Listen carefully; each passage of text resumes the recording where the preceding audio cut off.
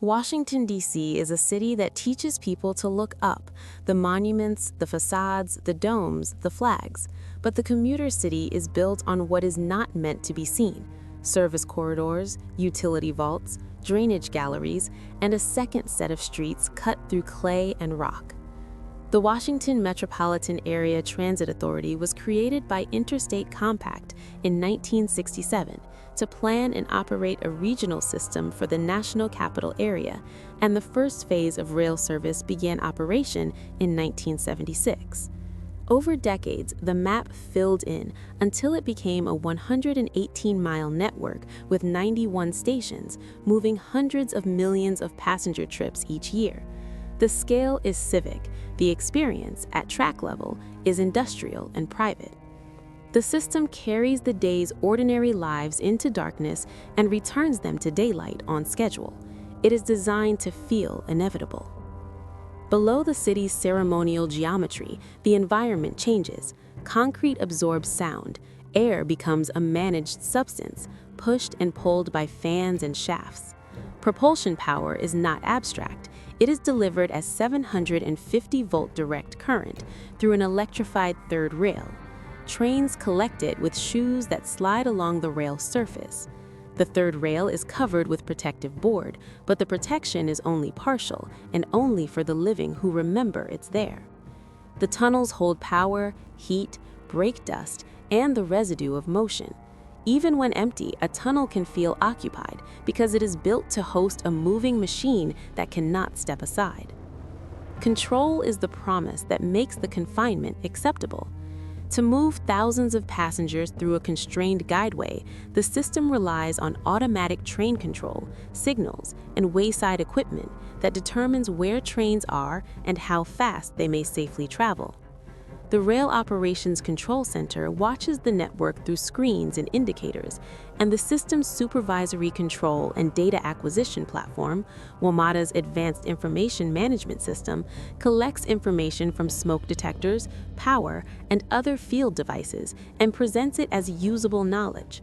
When it works, the city's underground becomes legible, a set of blocks, circuits, permissions, and denials. When it fails in a way that resembles silence, because the first sign is often the absence of a warning. The Washington Metro has always carried two histories at once. Above ground, in stations of concrete vaults and long escalators, it projects a language of permanence. Below, it is a system of wear, cable insulation drying out, water intruding where it is not meant to be, fasteners loosening under vibration, contamination accumulating on surfaces that were once clean. The system is old enough now that much of its infrastructure was designed in the 1970s, before certain modern standards existed, and before decades of practical improvisation became embedded as routine. The NTSB would later describe, in another WMATA accident report, how ventilation systems were originally designed for heat removal and temperature control, rather than emergency smoke removal, and how years of studies could identify needs without ensuring those needs were finally and uniformly met.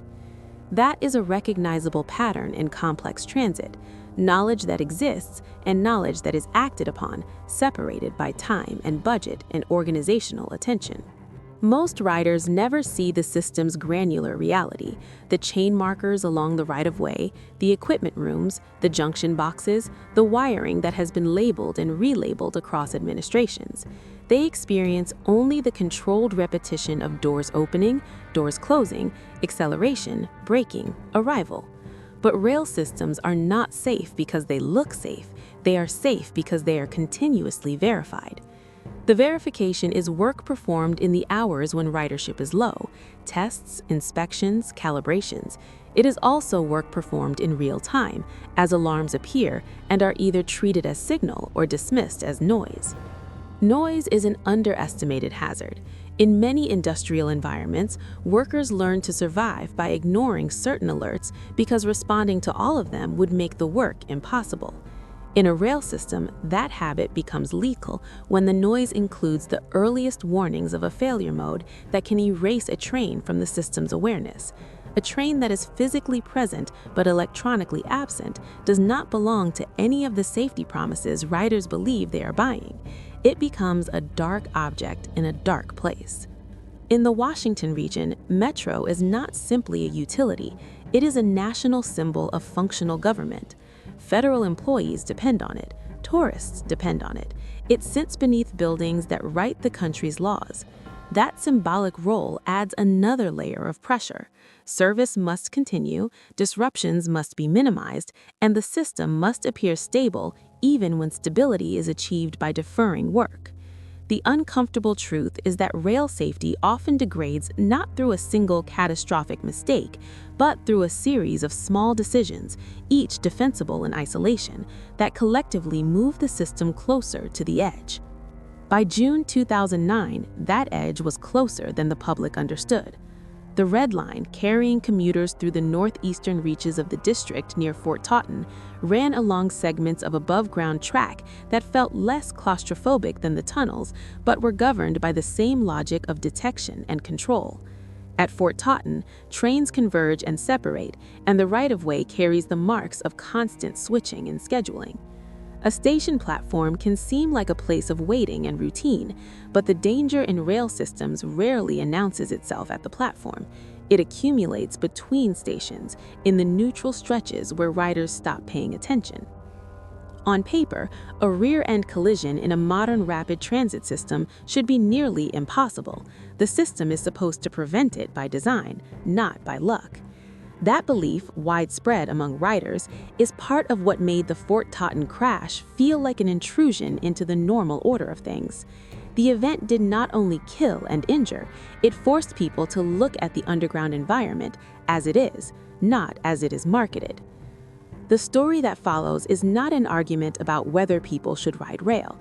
It is an accounting of how a system built to be fail-safe can enter a state where failure is not dramatic, but procedural. The horror is not in an explosion or a fireball. It is in a logic error that persists, unseen, long enough to become real. Archival imagery exists of Fort Totten Station environment and of the crash scene, still frames that show daylight on twisted metal, a kind of clarity that feels undeserved because it makes the wreckage easy to look at. To understand why the Fort Totten crash unsettled engineers across the country, it helps to reduce the metro to a simpler picture. Steel wheels on steel rails, divided into blocks that are monitored so the system knows whether a block is occupied. The mechanism that performs this monitoring is the track circuit. In principle, it is straightforward. The rails are part of an electrical circuit. When a train's axles and wheels are on the rails, they shunt the circuit, changing the electrical characteristics in a way that indicates occupancy. The signal system reads that change. The system is designed to be fail-safe. If something breaks, it should default to the safest interpretation: occupied, restrictive, stop. But fail-safe is not a state a system possesses. It is a property that must survive every interaction between components, every maintenance action, every environmental change. In the NTSB's final account of the crash, the failure was not described as a mysterious act of fate. It was described as a specific malfunction in track circuit modules, equipment built by GRS Alstom signaling, that caused the automatic train control system to lose detection of a stopped train and to transmit speed commands to a following train right up to the point of impact. The phrase that appears in the technical discussion, parasitic oscillation, sounds almost polite. It is not. It refers to an unintended oscillation in an electronic circuit, a spurious signal that can mimic the expected behavior of the system. In this case, the oscillation created a signal that looked valid enough to convince the track circuit module that the block was vacant. A stopped train became, in the logic of the system, an absence. The safety envelope that riders assumed was being continuously enforced was briefly and repeatedly perforated. This kind of failure is especially disturbing because it does not require a human to do something reckless. It requires only that people continue doing what they've been trained to do, treat an intermittent anomaly as background. The NTSB's findings, as summarized in technical reporting at the time, noted that train operators did not report problems with the relevant track circuit because reductions in speed commands or even momentary losses of all speed commands were common during operations. When an abnormal condition becomes routine, the system's ability to learn from near misses collapses. The numbers add weight to what might otherwise sound like speculation. The same technical reporting, citing the NTSB's materials, describes a volume of alarms that was extraordinary, thousands of false occupied track alarms per week and thousands of false vacant track alarms per week. In an environment like that, alarms become a kind of weather. They are noticed, then endured. People begin to navigate around them rather than through them. The signal system, meant to be an uncompromising referee, becomes instead a colleague with bad habits. The Fort Totten crash did not emerge from a blank history. The NTSB's probable cause statement explicitly connected the collision not only to the hardware failure, but also to WMATA's failure to ensure that an enhanced track circuit verification test, developed after near collisions in 2005 near the Roslyn Station area, was institutionalized and used system-wide. The wording matters. A test existed, it was developed for a reason. It was not embedded deeply enough into routine to protect the system when it was most needed. A transit system's memory is kept in procedures, in training, and in the quiet decisions made by supervisors who decide whether something deserves escalation. When the NTSB described the contributing factors, it used institutional language: lack of a safety culture, failure to maintain and monitor the automatic train control system, ineffective oversight, and a manufacturer's failure to provide a maintenance plan to detect spurious signals that could cause malfunctions. These phrases are accurate, but they can also conceal the lived reality: a worker in a maintenance window trying to close out tasks before service resumes, a controller choosing between delaying trains and trusting equipment, an engineer looking at a recurring fault and deciding it is not the kind of fault that kills. Safety oversight itself was part of the problem. WMATA's oversight structure at the time involved the Tri-State Oversight Committee, and the NTSB's broader discussions in later reports describe how state-level oversight bodies can lack enforcement authority and rely on the transit agency to respond appropriately to findings. That arrangement assumes an agency that treats safety findings as urgent. It is fragile when an agency treats them as negotiable. The technical trigger that immediately preceded the 2009 collision, as described in the technical synopsis, began days earlier. Spurious signals persisted after transmitter power was increased following a component replacement, and the condition continued until the day of the accident. The details placed the failure in time, not as an instant, but as a period, a hazard that existed long enough to be discovered if the system's attention had been focused in the right place. There is a particular unease in failures that are intermittent. A component that fails consistently is easier to diagnose. A component that fails only sometimes encourages optimism.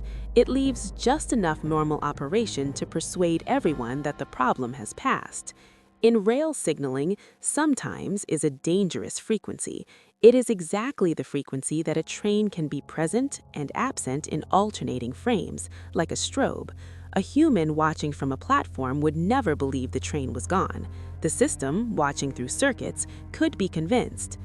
In the days before the crash, passengers rode Red Line trains across the same territory without knowing that train separation existed partly as an assumption. They waited for doors to open and checked their phones and looked at the tunnel wall as it slid by. The wall's texture, stains, seams, cable trays, was the only visible evidence of the system's hidden complexity. What cannot be seen from a passenger seat is the moment when a block becomes electronically vacant while it is physically occupied. An NTSB animation exists that reconstructs the collision sequence. It is clean, diagrammatic, and without sound. The absence of sound is its most accurate feature.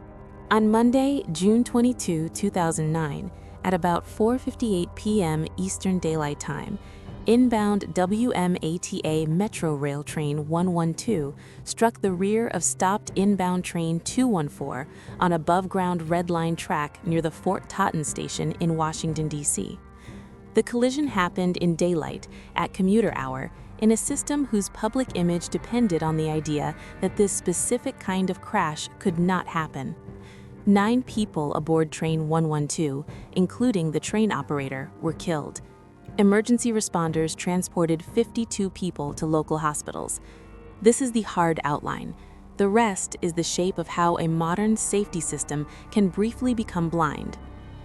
Train 214 was stopped ahead. The NTSB described the sequence in terms of track circuits and speed commands.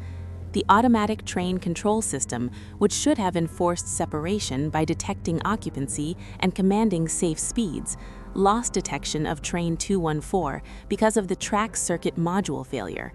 As a result, the system transmitted speed commands to the following Train 112 up to the point of impact. The language is clinical, but it contains an implication that is difficult to sit with. The authority to move forward, which the train receives as a numerical permission, remained permissive while the physical world had already become restrictive. The collision's violence was not cinematic, it was mechanical. Steel and aluminum behaved as materials do under sudden load. The NTSB would later note the crashworthiness issue of the older 1000 series cars involved. In this collision, the lead car of Train 112 was telescoped by the rear car of Train 214, with a catastrophic loss of occupant survival space. The phrase, occupant survival space, is one of the most sterile phrases in safety engineering. It means the part of the world where a person is allowed to remain alive. When it is removed, the system has no other backup. Rescue in a rail crash is defined by access. Even above ground, rail right-of-way is difficult terrain for emergency response because it is narrow, fenced, energized, and structured around the assumption that trains are the only objects that belong there. People move along ballast and ties, stepping around components designed to be stepped around by no one. In photographs of the wreckage, the geometry of the cars looks wrong, as if the train has been folded. The scene is illuminated by normal afternoon light, which is part of why the images remain disturbing. The disaster does not need the cover of darkness. The NTSB's probable cause statement identified 2 primary causes. First, the failure of GRS Alstom track circuit modules, which caused the system to lose detection of Train 214 and thus transmit speed commands to Train 112 up to the point of impact. Second, WMATA's failure to ensure that the enhanced track circuit verification test developed after the 2005 near collisions was institutionalized and used system-wide. Contributing factors included WMATA's lack of safety culture and its failure to effectively maintain and monitor the performance of the automatic train control system, as well as the manufacturer's failure to provide a maintenance plan to detect spurious signals that could cause a malfunction. In technical reporting based on NTSB material, a further detail sharpened the picture. Parasitic oscillation in the track circuit modules for the relevant circuit was creating a spurious signal that mimicked a valid track circuit signal, causing the circuit to fail to detect the presence of Train 214. That spurious signal had been present after transmitter power was increased following a component replacement, and it persisted in the days leading up to the collision. A hazard existed in time. People worked around it. Service continued. It did not announce itself as a crisis.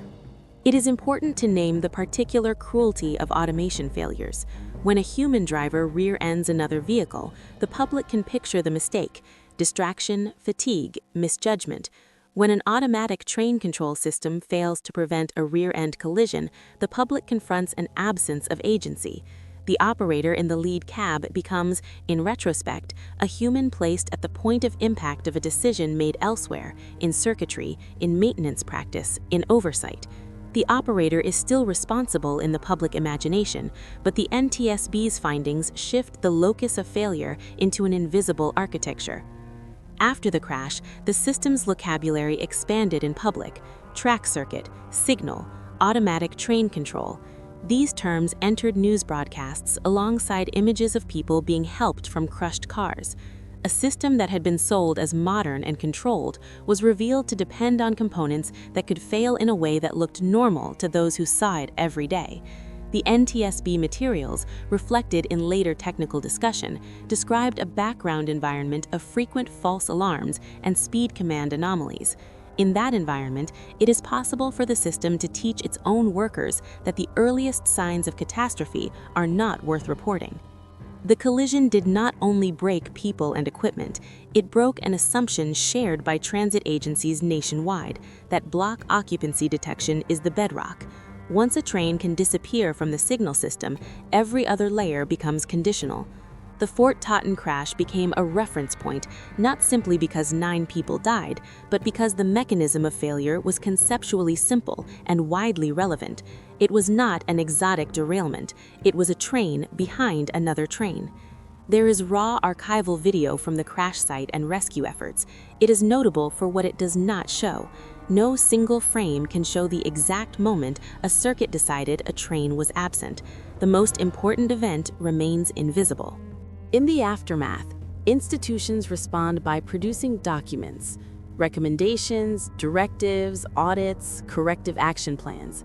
The NTSB's recommendations following the 2009 collision included actions that cut to the system's most sensitive areas, removing problematic generations of track circuit modules, addressing the vulnerabilities of older rail cars, implementing stronger safety reporting practices, and conducting deeper safety analyses of the automatic train control environment.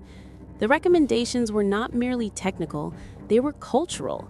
They assumed that a transit agency must treat weak signals as urgent and that it must create conditions where workers can report hazards without fear of punishment. Oversight also came under pressure. Years later, in a 2015 DOT announcement regarding WMATA, the Federal Transit Administration described an inspection that identified organizational deficiencies and operational concerns that significantly limited WMATA's ability to recognize and resolve safety issues. It cited serious safety lapses in the Rail Operations Control Center and emphasized that WMATA was not effectively balancing safety-critical operations and maintenance activities with the demand for passenger service. The statement is formal, but the underlying message is blunt.